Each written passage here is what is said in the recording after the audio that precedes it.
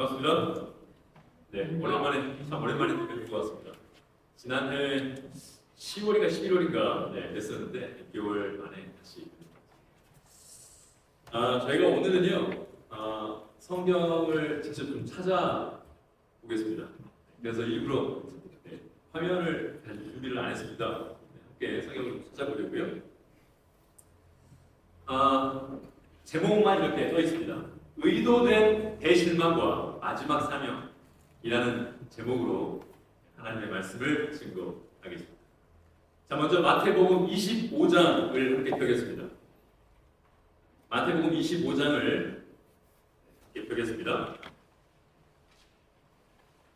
마태복음 25장 1절부터는 저희가 잘 아는 내용의 비유가 기록되어 있습니다.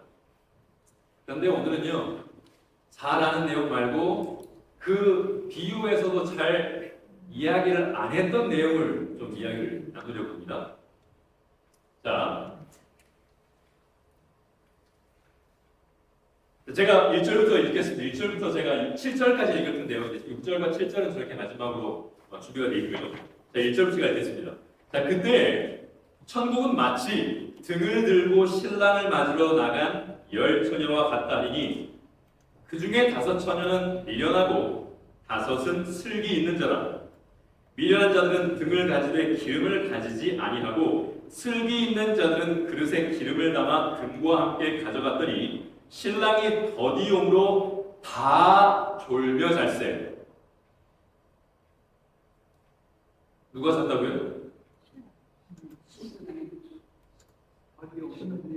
신랑이 더디오니까 누가 잤습니까? 신부들이 어떻게 그 어리석은 처녀들만 잤나요? 아하, 성경이 보니까 누구도 잤대요? 네, 다 졸며 잤습니다. 다 졸며 잤어요. 밤중에 소리가 나되 보라 신랑이로다 맞으려 나오라 하매 이에 처녀들이 다 일어나 무엇을 준비했습니까? 등을 준비했습니다. 오늘 여기까지만. 이제 그 마지막 성경절이 오늘 주제 성경절인데요. 오늘 다룰 내용은 아닌데요. 제가 아주 도전이 될 만한 질문을 좀 드려보겠습니다. 여러분, 열처녀의 비유, 무엇에 관한 비유이라고 저희가 일반적으로 알고 있나요? 무슨 내용이 뭐라고 할까요? 이 열처녀의 비유의 핵심을 저희는 그냥 제가 말씀드릴게요. 열처녀의 비유는 주로 재림에 대한 준비를 이야기하는 것으로 저희가 이해하고 있습니다. 그렇죠? 그런데 제가 다시 한번 말씀드리지만 오늘 도전을 좀 드릴게요. 열처녀의 비유는 재림에 관한 비유가 아닙니다. 재림에 관한 비유가 아닙니다. 그러니까 재림을 준비하는 백성에 관한 비유가 아닙니다. 다시 말씀드립니다. 제가 그 이유를 말씀드려볼까요? 자, 많은 분들이 이 내용을 좀 이렇게 놓치고 계셔요. 이 비유에서. 자, 신랑이 오고 있습니다. 신랑이 오고 있으면 누가 지금 기다리고 있다는 거예요? 신부가 기다리고 있죠. 신부가 있어야 신랑이 있는 거 아니겠습니까? 그렇죠? 그런데 우리 교인들도 그렇고 일반적으로 그리스도인들이 열처녀, 지금 신랑을 기다리고 있는 열처녀들이 누구라고 생각하냐면 신부라고 생각합니다. 그렇죠? 일반적으로 많이 그렇게 생각해요. 그런데 신랑을 기다리는 열처녀는 신부가 아닙니다. 신부가 아닙니다. 오늘 그 내용을 자세하게 설명드릴 수는 없어요. 혹시 오후에 저희가 조금 이제 그런 내용들을 나눌 수 있는 시간이 있으면 모르겠지만 지금 저희가 그 이야기를 나눌 시간은 많이 없습니다. 여러분, 아주 신기하게도 예수님께서 말씀하신 혼인잔치에 대한 비유, 이것이 유일하지 않거든요. 혼인잔치에 대한 비유들이, 다른 여러 비유들이 예수님께서 말씀하셨습니다. 그런데요, 예수님께서 말씀하신 혼인잔치의 비유에 대해서 자세히 읽어보면요, 참 이상하고 신기하게도 누구에 대한 언급은 거의 없냐면 신부에 대한 언급은 거의 없습니다. 누구는 등장하냐면 항상 신랑은 등장해요. 그런데 신부에 대한 언급은 거의 없고 항상 누구를 가장 많이 이야기하냐면 누구를 가장 많이 이야기할까요? 네, 손님들의 이야기를 많이 합니다. 손님들의 이야기. 저희 뭐 혼인 예복에 대한 비유도 잘 아시잖아요. 네, 한 왕이 이제 자기 아들을 위해서 혼인 잔치를 준비했습니다. 그러면 왕의 아들을 위해서 혼인 잔치를 준비했으면 누구도 있어야 돼요. 신부도 있어야지. 근데 그 비유에서는 신부가 전혀 언급되지 않습니다. 그냥 왕이요. 그 혼인 잔치에 오라는 초청을 보냅니다. 초청을 한 번 보내요. 초청을 받은 사람들이 거절했습니다. 그래서 이 왕이 초청을 다시 보냅니다. 내가 만찬을 준비했으니까 오십시오. 근데 이 초청도 뭐예요? 거절해요. 그래서 이 초청이 어디로 나갑니까? 네, 길과 산울가로 이방인들에게 나갑니다. 그리고 많은 사람들이 와서 혼인잔치를 배워요. 그러면 신부가 좀 등장할 만도 한데 신부는 끝까지 등장하지 않고 왕이 들어오더니 자 잔치 시작하자 이게 아니라 뭐 해요? 사람들이 예복을 입었는지 입지 않았는지를 검사합니다. 그리고 손님들 중에 예복을 입지 않은 사람은 어떻게 됐습니까? 쫓겨났어요. 그리고는 그 비유가 끝납니다. 여러분 이상하지 않았어요? 분명히 혼인잔치에 대한 비유인데 누구는 등장하지 않아요? 신부는 등장하지가 않아요. 예수님께서 말씀하신 혼인잔치, 혼인에 대한 비유를 자세히 봐보세요. 신부에 대한 언급은 거의 없어요. 그런데 이 신부가 언제 등장하냐면 요한계시록입니다. 다시 말씀드리지만 오늘 이제 이 내용을 말씀드릴 시간은 없어요. 제가 왜 여러분께 도전을 드리냐면 이게 우리 제1교회 전통적인 이해입니다. 이렇게 해석하는 것이. 그런데요, 이 전통적인 이해와 해석이 거의 지금 잘 이야기되고 있지 않아요. 저는 이 현실이 참 안타깝습니다. 제가 드리는 말씀은요, 사실 각 시대의 대쟁투에 다 기록된 내용입니다. 자, 오늘 저희가 좀 집중하려고 하는 부분은요, 이 등에 대한 부분입니다. 등. 자, 열처녀가 신랑을, 자, 열처녀는 신부가 아니에요. 열처녀는 신부가 아닙니다. 열처녀가 다 신부면 문제가 생겨요. 그렇죠? 문제가 심각합니다. 저 유타주에서는 좋아할지 모르겠어요. 네. 그런데 이 10명 중에 한 명만 신부다. 그것도 좀 그 당시에 문화와 맞지 않은 게 신랑이 오고 있는데 아직 신부가 누군지 모르고 오지 않습니다. 네. 혹시 뭐 우리나라 이 한국의 과거에 이렇게 무슨 전통에 그냥 비춰보면 가끔 신부가 누군지도 모르고 이렇게 결혼하는 경우도 있죠. 네. 그리고 뭐 야곱이 사실 누군지 모르고 결혼한 건 아니었어요. 네. 레아가 들어왔을 때 누군 줄 라헬인 줄 알고 들어갔잖아요. 그러니까 누군 줄 알고 와야 됩니다. 근데 10명 중에 누군지 모르고 신랑이 온다? 이거는 그 당시에 관습과도 맞지 않아요. 그러니까 10명의 처녀들은요, 신부가 아니라 신부의 누구냐면 신부의 친구. 이 실물 교훈을 보면요, 거기에 명확하게 기록되어 있어요. 이 10명의 처녀들은 그 신부의 친구들 들러입니다. 들러. 그러니까 한마디로 이 혼인잔치에 참여하는 뭐냐면 손님이에요. 물론 손님들 중에서도 신부와 가장 가까운 손님들이긴 하죠. 그래서 제가 말씀을 드린 게 지금 신랑이 오고 있는데 신랑은 사실 누구 때문에 오고 있어요? 신부 때문에 오고 있잖아요. 근데 이 열처녀 비유에서 등장하는 열처녀 신부가 아니거든요. 근데 이 열처녀가 누구를 상징합니까? 열처녀는 신부가 아니에요. 열처녀는 우리를 상징합니다. 우리를. 그렇죠? 근데 보세요. 신랑은 분명히 신부를 위해서 와요. 제가 이 말씀도 좀 드려야겠네요. 오늘 시간이 충분할지 모르겠습니다. 성경에 이 신부가 일반적으로 특히 우리 제1교회에서도 무엇으로 일반적으로 해석하냐면 교회. 그렇죠? 맞아요. 교회 맞습니다. 그런데요, 신부가 교회만을 상징하는 것은 아닙니다.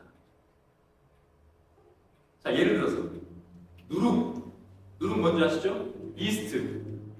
누룩이 성경에서 뭘 상징해요? 죄를 상징하죠. 근데 예수님께서 누룩의 비유를 말씀하실 때 그 누룩은 죄를 가리켜요? 뭘 다른 걸 가리켜요? 다른 걸 가리켜요. 이건 성령의 역사를 가리켜요. 그러니까 누룩이 완전히 상반된 것을 가리키는 하나의 매개입니다. 누룩이 여기에서는 죄로 사용되는데 예수님의 비유에서는 뭐로 사용돼요? 성령의 역사로 사용된다니까요. 네. 뱀 무엇을 상징합니까? 사단 상징하죠. 근데 예수님께서 니고데모에게 말씀하신 모세가 광야에서 뭘 든 것처럼 누구도 들려하리니 인자 그런 뱀이 여기서 누구를 가리켜요? 예수님을 가리키잖아요. 이 뱀이요 완전히 상반된 두 가지를 가리키는 매개죠. 많아요. 양일 거야. 양은 누구 가리킵니까? 예수 그리스도를 가리키잖아요. 근데 이사야 53장을 보면 우리는 다 뭐 같아서? 양 같아서 자기 가리키려 그러면 양이 또 누구를 상징하게 돼요? 우리를 상징하게 돼요. 이해되시죠? 그래서 성경에서 한 가지가 완전히 상반된 걸 상징할 때도 있습니다. 신부로 돌아올게요. 신부. 아주 정결하게 준비된 처녀, 우리 교회를 가리키는 게 맞습니다. 그런데 이 신부가 교회만을 상징하는 것이 아니에요. 근데 이 부분을 심지어 우리 교회에서 이게 사실은 엄청 중요한 점이거든요. 이 열처리의 비유는요, 우리 제7일 안식일 예수재림교회의 뭐라고 할까요? 이 DNA와 같은 비유입니다. 자, 다시 좀 돌아가 보겠습니다. 신랑이 오고 있어요.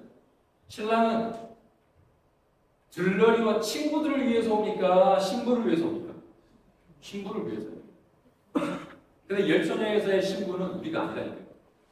열처녀에서 우리를 가리키는 이건 뭐라고요? 열처녀 비유에서 우리를 가리키는 것은 열처녀들이에요. 친구들입니다. 친구들. 그래서 엘렌 화이트요 각시대 대쟁터에서 뭐라고 했냐면 선임들이 신부가 될 수는 없어요. 이렇게 명확하게 얘기합니다. 그러면 신부의 또 다른 의미는 뭐냐? 또 다음 기회에 여러분 혹시 오후에 조금 이렇게 저희가 모여서 잠깐 성경을 공부할 수 있는 시간이 있으면 그때 말씀드릴 수 있습니다. 자, 열처녀가 다 잤습니다.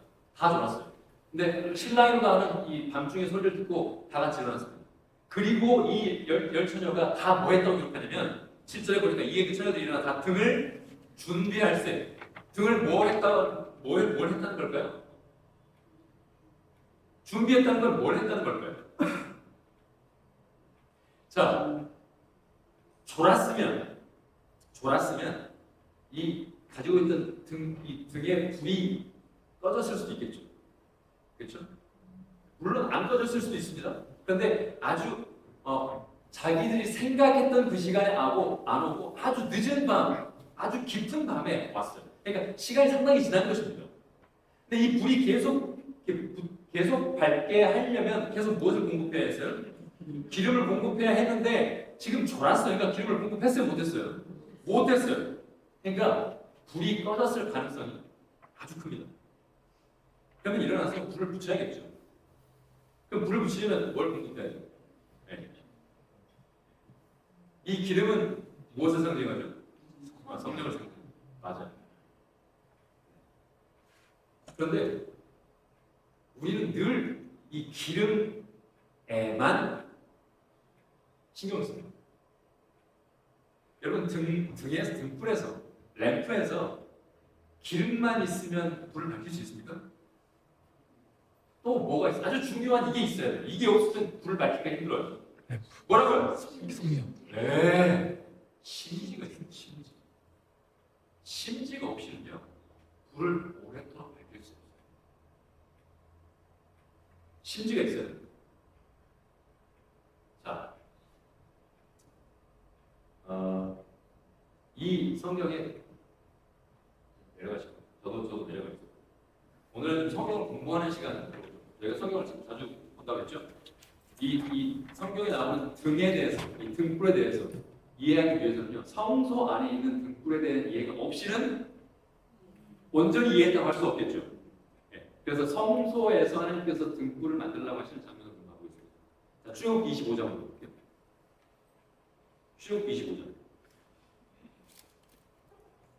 출애굽기 25장에 하나님께서 이제 성소를 어떻게 만들지, 증거구역부터 시작해서 성소를 지을 예물이 어떤 것인지, 10절부터는 증거구역을 어떻게 만들 것인지, 23절부터는 진설병을 두는 산을 어떻게 만들 것인지 다 설명합니다. 그리고 나서 31절부터 등잔대를 어떻게 만들 것인지를 하나님께서 명령하십니다. 그런데요, 자, 어디를 보시냐면요, 다 읽지 않겠습니다. 37절, 25장 37절입니다. 자, 등잔 7을 만들어 그 위에 두어, 그러니까 이 등불을 등잔대 위에 두라는 것입니다. 등잔 7을 만들어 그 위에 두고 어디를 비추게 하래요? 어디를요? 앞을 비추게 합니다. 자, 여기 보세요. 아주 대략적으로 설명드릴게요. 성소의 첫 번째 칸에 이렇게 커튼을 열고 들어갔습니다. 그러면 등잔대는 어디 있나요? 왼쪽에 있습니다. 네, 등잔대는 왼쪽에 있어요. 그러면 등잔대가 여기 있어요.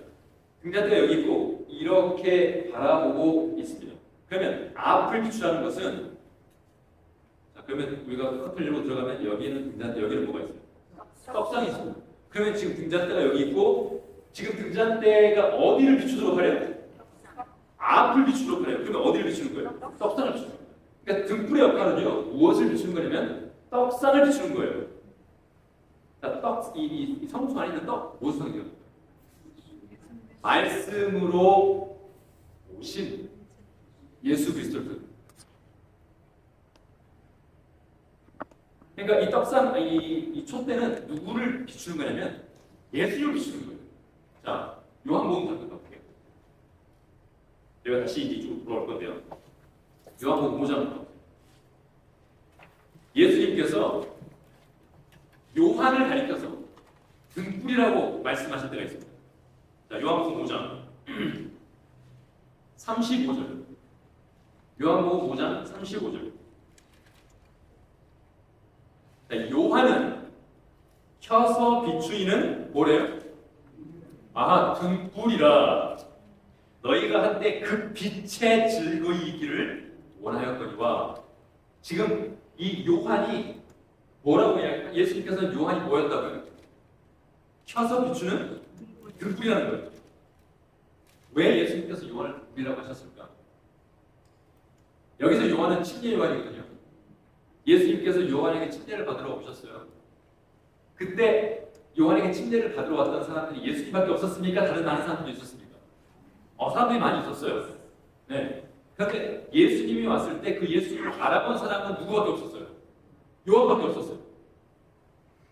요한밖에 없었어요. 다른 사람들은 예수님이 거기 있는데 이분이 이 세상에 메시아 오신 분인지, 이분이 하나님이신지를 알아봐야 못 알아봐요. 못 알아봐요. 그 말은 무슨 말이냐면요, 이 사람들이 깜깜한 어둠 속에 있는 거예요. 무슨 말이냐면요, 자, 여기에 한밤에 이 예배당에 들어왔습니다.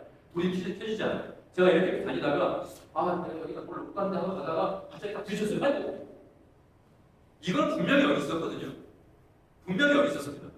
근데 제가 못 봤어요. 왜 못 봤죠? 아직 불이 안 켜졌어요. 깜깜하니까 안 보인 거예요. 그러면 딱 가다가 이렇게 했으면 안 되겠다. 불을 탁 켜요. 그럼 이게 뭐합니까? 착 보이는 거예요. 예수님께서 요한에게 오셨습니다. 예수님 분명히 거기 계셨는데 사람들이 이분이 메시아인지 아무도 몰라. 그 말은 무슨 말이냐면요, 깜깜한 어둠 속에 갇혀 있었던 거예요. 그때 요한이 뭐한 거예요? 보라, 세상 죄를 지고 가는 하나님의 요한이 뭐한 거예요?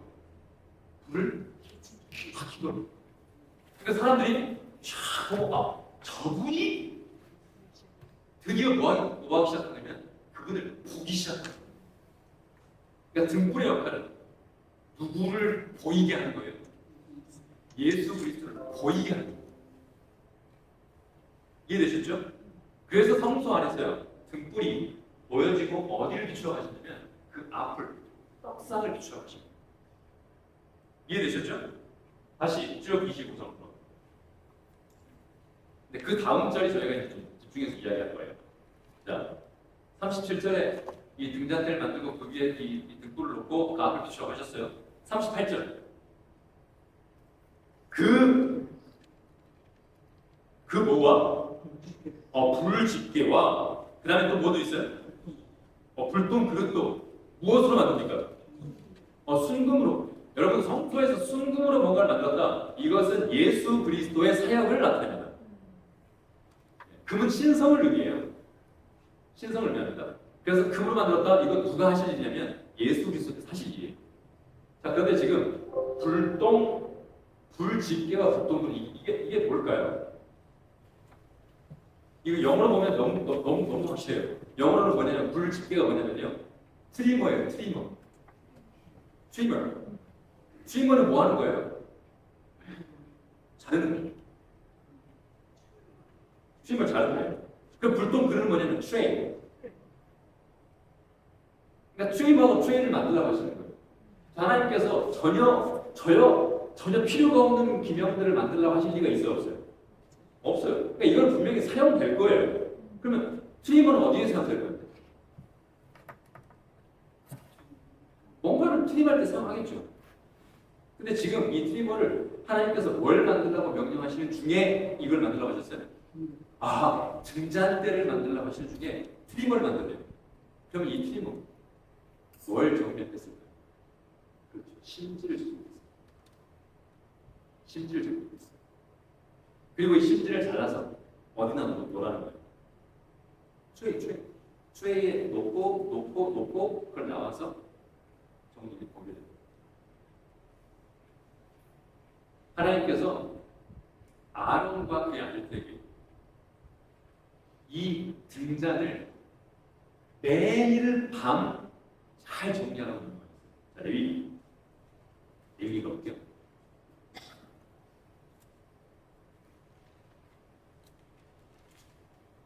레위기 24장.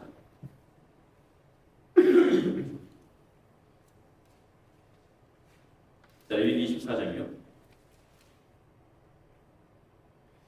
24장 1절부터입니다. 여호와께서 모세에게 말씀하여 이르시되 이스라엘 자손에게 명령하여 불을 켜기 위하여 감람을 찌는 순결한 기름을 내게로 가져오게 하여 계속해서 등잔불을 켜둘지며, 지금 방금 기름에 대해서 말씀하셨으니까 그 기름을 계속 뭐하라는 걸까요?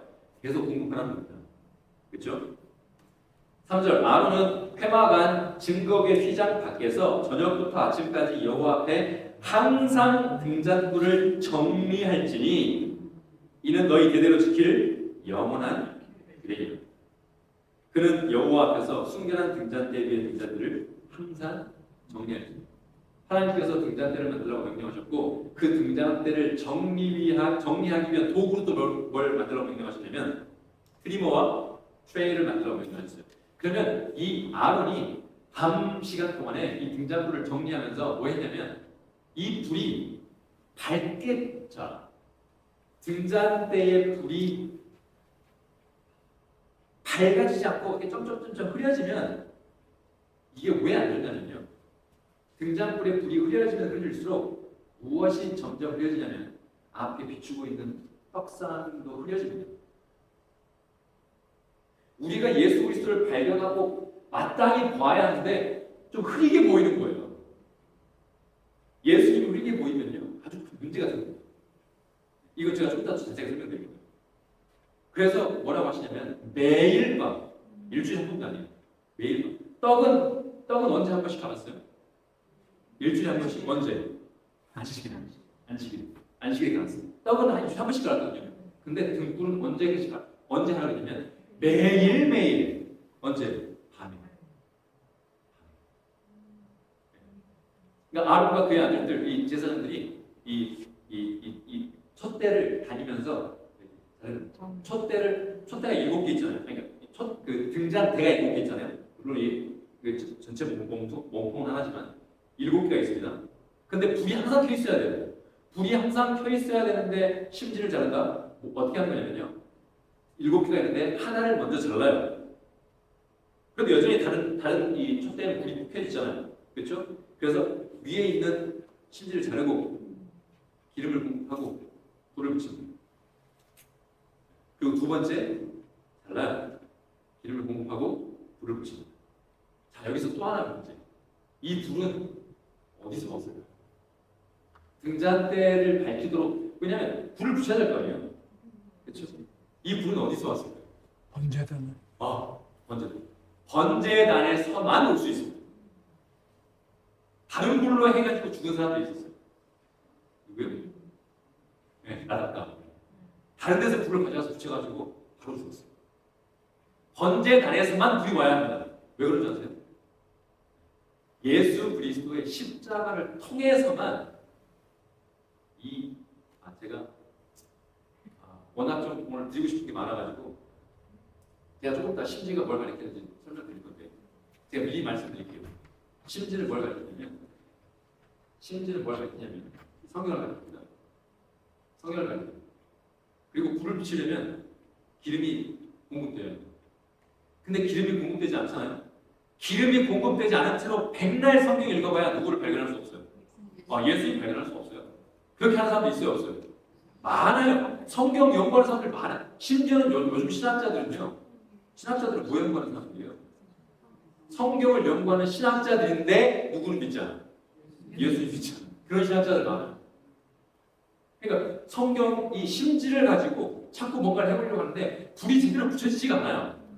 그러니까 누구를 발견할 수 없는 거예요. 예수님을 못 보는 거예요. 그리고 또 제가 방금 말씀드렸듯이 이 심지에 불이 타게 하기 위해서는 어디서만 불이 와야 된다고요? 맞죠? 십자가를 통해서만 성경이 온전히 될 수 있어요. 십자가의 불을 통해서만 성경의 내용이 올바로 이해되고 그걸 통해서만 예수 그리스도의 진가를 올바로 확인할 수 있어요. 자, 그런데 보세요. 여러분 모르겠어요. 어렸을 때 그런 경험들 있으실 거예요. 호롱불이 됐든 알코올 램프가 됐든 저도 어렸을 때 학교에서 실험할 때 알코올 램프로 실험하면요 주로 그 수업 시간이 끝나면 꼭 해야 되는 일이 있었어요. 그게 뭐냐면요 그 심지를 잘라내야 했습니다. 그리고 다음 과학 시간에 와서 또 확인을 하고 만약에 그 심지가 잘라지지 않으면 그 위에 잘라지지 않으면 그걸 잘라야 했어요. 왜 그 위를 자를까요? 네네 한게 있어요. 그을림이 있습니다. 그을림이. 자, 여러분 잘 생각하세요. 그을림이 있으면 그을림이 있다는 것은 과거에 불을 밝혔다는 증거입니다. 맞나요? 네? 흰색 심지만 있으면 불을 안 밝힌 거예요. 근데 딱 와서 보니까 그 위에 그을림이 있네요. 그러면 누군가가 과거에 뭐 한 거예요? 불을 밝힌 거예요. 그렇죠? 이 그을림은 과거에 불을 밝혔다는 증거이지만 이 그을림이 현재 과거와 똑같은 불꽃을 내게 하는데 방해가 될 수 있습니다. 맞나요? 그래서 그걸 잘라내는 거예요.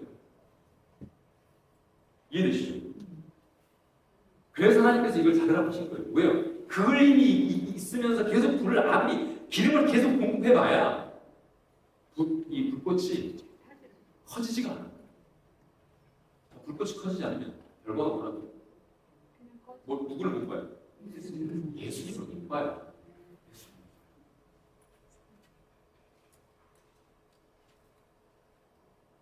이 성경에 성령이 공급되고 십자가를 통해서 불이 밝혀졌을 때 비로소 예수 그리스도의 진가를 확인합니다. 그런데 잘 생각해보세요. 제가 이미 설명드렸어요. 그렇게 한 번 불을 밝히고 예수 그리스도를 발견했습니다. 그런데 저희가 아까 그 열처녀에 비유해서 어리석은 처녀만 잤어요? 슬기로운 처녀만 잤어요? 다 잤어요. 그 말은 무슨 말이냐면요. 예수 그리스도를 신랑으로 모신 모든 그리스도인들이 자게 될 거라는 거예요. 그럼 자면 결국은 어떻게 돼요? 불이 꺼져.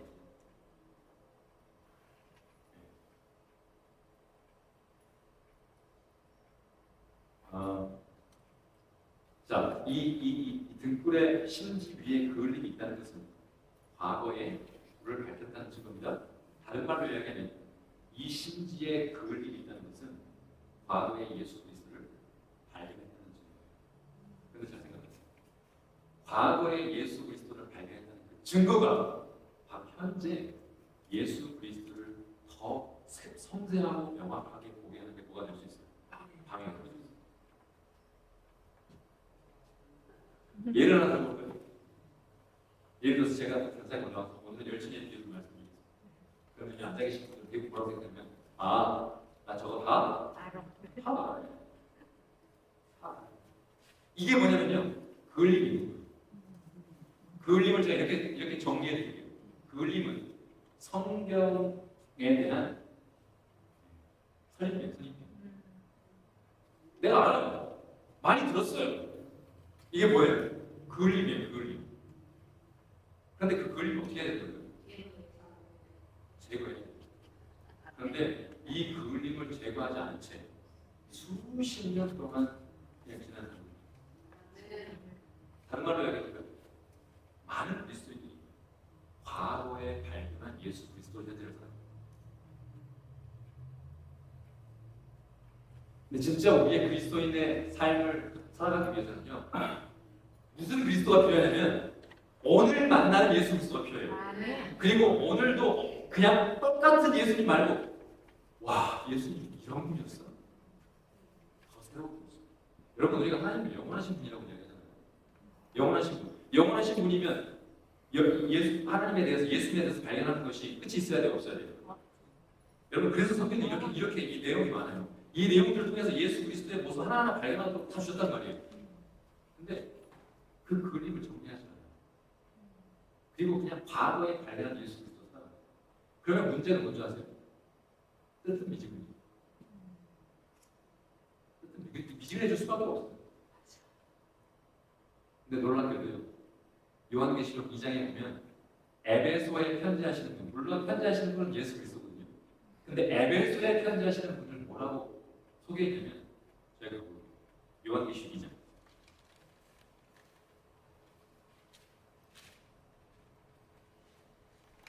요한계시록 2장 가보세요. 요한계시록 2장에 1절부터 에베소로 편지를 이제 보내라고 하시면서, 물론 요한이 기록하긴 했지만 그걸 직접 주신 분은 누구예요? 요한계시록 1장 1절에 예수 그리스도의 계시라라고 시작해요. 예수님을 어떻게 지금 묘사하냐면요, 요한계시록 2장 1절, 에베소 교회 사장에게 편지하라. 오른손에 있는 7 별을 붙잡고 7 어디 사이를 지나시고 계셔요? 하하, 7 금초대 사이를 지나고 계신대요, 예수님이. 제가 아까 말씀드렸죠. 아론과 그의 아들들의 사역. 이것은 사실상 누구의 사역을 나타내는 그림인가요? 예수님의 사역을 나타내는 그림이잖아요. 그러면 이 등장부를 잘 정리해야 되는 아론과 그의 아들들, 그리고 그래서 그 아론과 아들들이 잘 사용하도록 하나님께서 뭘 만들어 주셨어요? 트리머와 트레이, 불짓기와 붙던물을 만들어 주셨어요. 그걸 가지고 아론과 그 아들들이 이 등장부를 잘 정리했단 말이에요. 그러면 그것은 누구의 사역을 나타내는 그림자예요? 예수 그리스도 사역을 나타내는 그림자란 말이에요. 그러면 지금 예수님께서 7 금초대 사역을 지나고 계십니다.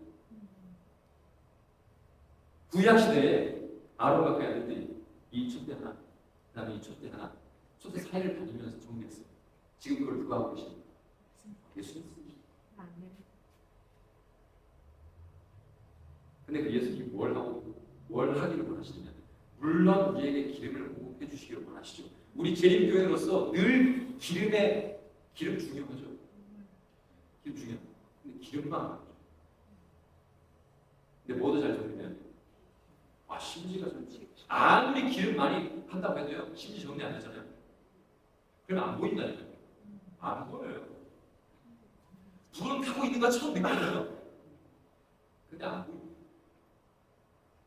그래서 예수님이 뭐 하시는 거냐면, 위에 각각의 심지를 걸어다니시면서 뭐 하시는 거냐, 우리 심지를 정리해 주는 거예요.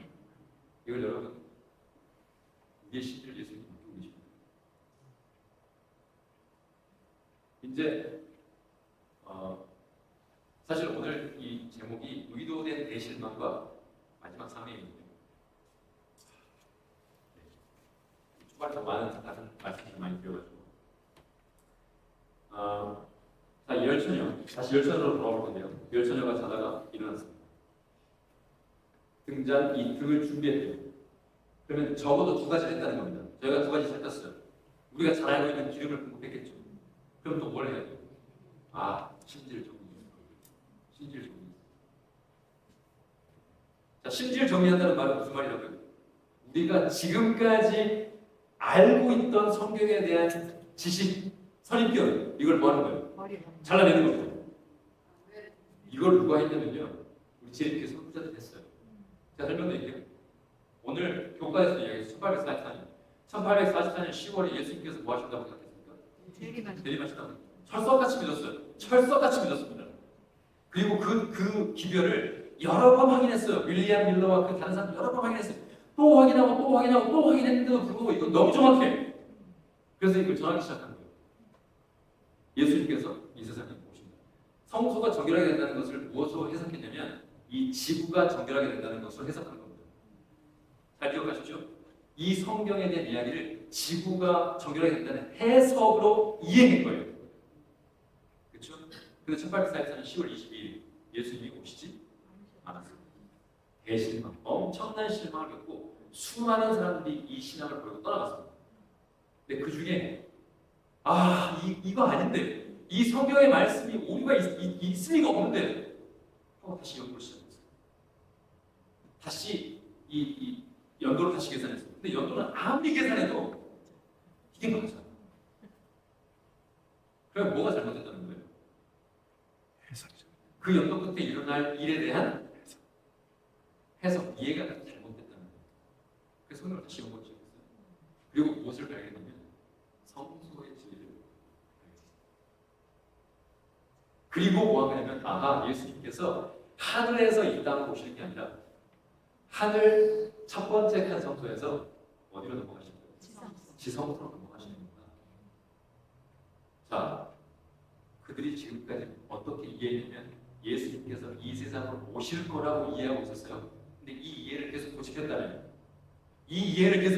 이 말은 무슨 말이냐면 이 그림을 정리하지 않았다면 성소의 진리를 발견해야 못 가게 돼요. 이미 설명드린 내용이에요. 이것을 정리하고 불을 붙여야만 예수님 그동안 조금 이렇게 좀 흐려서 잘 안 보였을 수 있어요. 근데 이게 잘 정리하고 다시 보잖아요. 그럼 예수님 선명하게 다시 보여요. 선명하게 보이는 어느 정도 선명하게 보이냐면 예수님의 사역이 하늘에서 사역이 어떻게 일어나고 있는지를 선명하게 보는 거예요.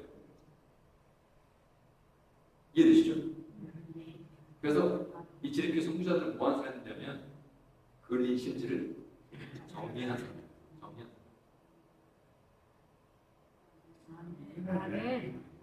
그리고 우리는 그 유산을 물려받았잖아요. 이게 제리교회의 DNA거든요. 뭐냐면 우리의 그린 심지를 잘라내요. 그런데 내가 알고 있는 이 성경에 대한 이해를 고집하는 경우가 너무 많습니다. 그 외에는요 잘 받아들이려고 하잖아요. 근데 여러분 제가 오늘 드리는 말씀은요 되게 새롭죠. 네. 근데 이게 예를 시작하니까 그러니까 우리가 얼마나 지금까지 이 그을린 심지를 잘 정리하지 않고 왔는지를 어떻게 보면 단적으로 보여주는 거예요. 그렇게 예를 시를 많이 읽었는데도 사실 저도 오랫동안 많이 놓쳤어요. 특별히 이 각세대 29장 오늘 집에 들어가시면 읽어보세요. 29장이 열천의 비유를 잘 설명하고 있어요. 거기에 명확하게 이야기하고 있어요. 우리는 신부, 그 비유에서의 신부가 우리 열천. 자 보세요. 근데 여러분 이 1844년 10월 22일에 이 그을린 심지를 잘라내기 이전에 이 제리교회 선구자들이 무엇을 경험했냐면 엄청난 실망을 경험했죠. 그런데 이 실망이요 사실은 의도된 것입니다. 의도된 누가 의도하셨을까요? 하나님께서 의도하셨어요. 요한계시록 10장. 요한계시록 10장 한번 보세요. 자, 요한계시록 10장에 보면요, 저희가 오늘 안교 시간에 잠깐 얘기 나눴던 2300주야에 대한이요, 사실 다니엘이요, 다른 것들은 대부분 다 발견했는데, 다 깨달았는데 이것만 깨닫지 못했어요. 2300주야에 대한이요. 그래서 막 곤절했다고 말씀하셨잖아요. 이것을 해결을 못했어요. 이것이 이 요한계시록 10장에 보면 지금 힘센 천사 1절에 보면요. 내가 또 보니 힘센 다른 천사가 구름을 입고 하늘에서 내려오는데 이 힘센 다른 천사 누구예요? 이 힘센 다른 천사 누굽니까? 네? 이 힘센 다른 천사 예수님 증거요? 그 위에 머리가 있어요. 아니 죄송합니다. 그 머리 위에 뭐가 있어요? 무지개가 있어요. 그 얼굴은 해같이 빛나고 그 발은 빛는 거예요. 여러분 예수님이 천사의 모습으로 나타나셨어요? 나타나셨죠. 누구예요? 미가엘. 여러분 예수님을 미가엘로 이해하는 교단은요 진짜 소수거든요. 네, 그중에 대표적인 우리가 대신하신 예수님 교잖아요. 근데 이게 안 되면 예수님이 미가엘이 아니면요 죄가 이 우주에서 어떻게 시작되는지 설명할 수 없어요. 제가 오늘 그 내용 말씀드릴 수 없고. 자, 천사가 왔습니다. 그리고 손에 뭘 들고 있대요? 2절. 그 손에 펴놓인 작은 두루마리. 이게 다니엘서. 다니엘서 중에서도 어떤 부분이냐면 다니엘이 이해하지 못했던 2300주에 대한 이야기. 네, 요한계시록 10장. 네. 그런데 이 천사가 다 설명해 줍니다. 그 설명하는 내용이 물론 그 내용을 기억하진 않았어요. 자 보세요. 3절 사자가 부르짖는 것 같이 큰 소리로 외치니 그가 외칠 때 일곱 우레가 그 소리를 내어 말하더라. 일곱 우레라고 표현된 이유는 뭐냐면 여러분 우레소리는 소리가 커요 작아요? 엄청나게 크죠. 사람들이 그걸 놓칠 수 있어요 없어요?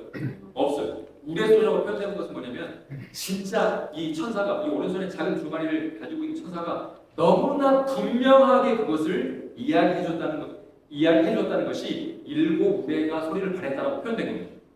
이해되셨죠? 자 그런데 4절 일곱 우레가 말을 할 때 내가 기록하려고 하다가 곧 들으니 하늘에서 소리가 나서 말하기를 일곱 우레가 말하는 것을 인봉하고 뭐 하지 말라? 기록하지 말래. 이 작은 두루마리에 대한 2300주에 대한 내용인데 요한은 이것을 이 천사에게 다 들었어요. 그리고 그것을 기록하려고 했습니다. 근데 하늘에서 소리가 나기를 이걸 뭐 하지 말라? 하나님께서 그러니까 결론적으로 말씀드리면 기록해놨으면 후세들이 그걸 보고 다 알았겠죠. 근데 기록이 안 돼 있으니까 몰랐던 거예요. 뭐를요? 2300주에 끝에 무슨 일이 일어날 것인지를 모르고 잘못 이해한 겁니다. 이것이 기록되어 있었으면 잘못 이해할 필요가 없었어요. 근데 이게 기록되지 않았기 때문에 잘못 이해했어요. 그러면 기록하지 말라는 것을 누가 말씀하셨어요? 하나님이 기록하지 말라고 했잖아요. 그러니까 하나님이 뭐 하신 거냐면 이 계시막을 의도하신 거예요. 왜 그런지 아세요? 이렇게 계시막을 했을 때 떨어져 나갈 사람들 떨어져 나가요. 그리고 진짜들만 남아서 그걸 연구하게 돼 있어요. 자, 그리고 더 놀라운 자 성소에 성소, 지성소 있죠. 근데 2844년 10월 22일에 대실망은 성소에서 지성소로 넘어가는 그때에 있었던 겁니다. 그렇죠? 근데 이게 기독교 역사에서 유일한 대실망이에요. 대실망이 또 한 번 더 있었어요. 언제 있었을까요?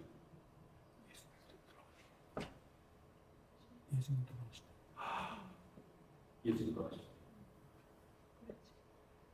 예수님이요. 사실 제자들이 왕으로 삼으려고 했을 때마다 자리를 어떻게 하셨어요?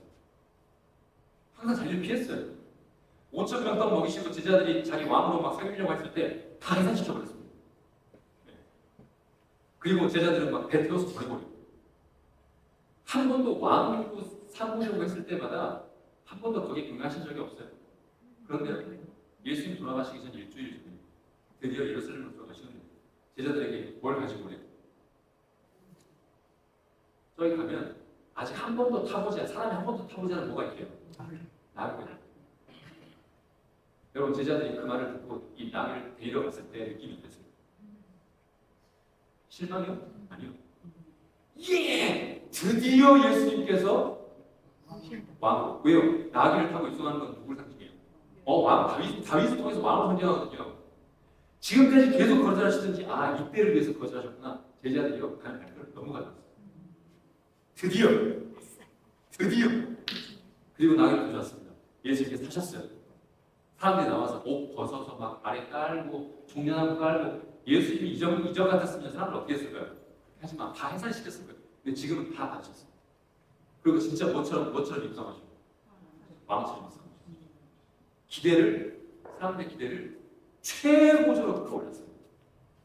그리고 돌연 일주일 만에 무엇이죠? 돌아오셨어요. 예수님께서 이때 실망하고 뭐 하셨어요? 하나님께서 위로하셨어요. 이건 무슨 말이냐면요. 뜰에서 첫째 칸으로 넘어갈 때 예수님만 그렇죠? 그리고 무엇이 생겨나면 교회가 생겼어요. 무슨 교회? 원래 이 사람들은요, 예수님께서 유대의 왕, 이 로마인들의 이 압제를 이렇게 벗겨내고 이제는 우리에게 자유를 주시는 이 유대의 왕으로 찾았어요. 아니, 성경에서 그렇게 그런 식으로 이야기하는 게 없어요. 근데 유대인이 뭐 한 거예요? 예수님을 잘못 이해한 겁니다. 그렇죠? 그래서 뭐 할 필요가 있었냐면 이 근린 심지를 잘라주시는 거예요. 그래서 그 실망을 느끼셨고 엠마오로 가는 부제자 예수님께서 나타나셨어요. 성경을 다 설명하셨잖아요. 이때 뭐 하신 거예요? 이때 근린 심지를 다 잘라주셔요. 그동안 알고 있던 예수님의 모습이 완전히 새롭게 보이기 시작합니다. 그리고 뭐가 시작해요? 교회가 시작해요. 이 세상을 향해서 전해야 할 기별이 생깁니다. 그래서 교회가 생겼죠? 근데 두 번째 대실망. 예수님께서 성소에서 지성소로 넘어가시는 과정에 대실망이 생겼죠? 그러면서 또 무엇을 느끼셨냐면 이번에는 교회들 중에서 무슨 교회? 나는 교회를 느끼시고 그리고 이 마지막 시대에 전해야 할 기별을 잘해주죠. 여러분, 우리는 십자가에서의 대실망을 갖고 교회로 이 세상을 향해서 기별을 전했던 이 우리의 선구자들의 후손이 맞죠? 우리는 제2교인의 후손, 우리는 제2교인만이 아닙니다. 우리는 그리스도인이에요. 그렇게 해서 교회가 생겨나고 이 세상을 향해서 전해야 될 기별이 생겼어요. 그런데 이 교회가 자기 역할을 못했어요.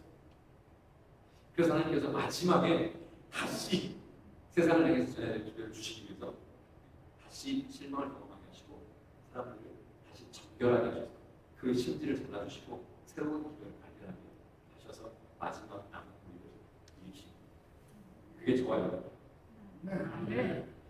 이게 교회의 DNA입니다. DNA. 만약에 우리가 교회다, 그리스도입니다, 그리스도를 따르는 사람이다 라고 한다면 이 DNA를 소유하고 있어요. 뭘요? 이 심지를 언제든지 예수님께 맡기고 정리할 준비가 되어 있어요. 그래야 더욱 분명하고 더욱 선명하고 더욱 확실한 예수 그리스도를, 오늘 나에게 필요한 예수 그리스도를 발견할 수 있습니다. 에베소 교회에 일곱 이 등잔대를 다니시면서 이 정리하시는 예수님, 그리고 에베소 교회에 이 편지하시면서 호소하시는 게 뭔지 아세요? 에베소 교회가 꼭 해야 될 일, 에베소 교회에게 호소하시는 거 뭐예요? 첫사랑을 회복하라. 첫사랑 회복한 이유는 뭐예요? 심지를 정리하지 않았기 때문에. 그래서 특별히 에베소에 편지를 보내시는 분의 모습이 뭐로 표현되냐면 등잔대를 다니면서 정리하시는 분으로 나타난 거예요. 왜? 그게 우리의 첫사랑을 회복할 수 있는 유일한 방법이기 때문에. 여러분, 정말 우리가 예수 그리스도를 향한 우리의 첫사랑이 회복되어서 마지막 시대에 우리에게 맡기신 이 사역을 이루어나가는 하나님의 백성들 되시기를 간절히 바라면서 말씀드리겠습니다.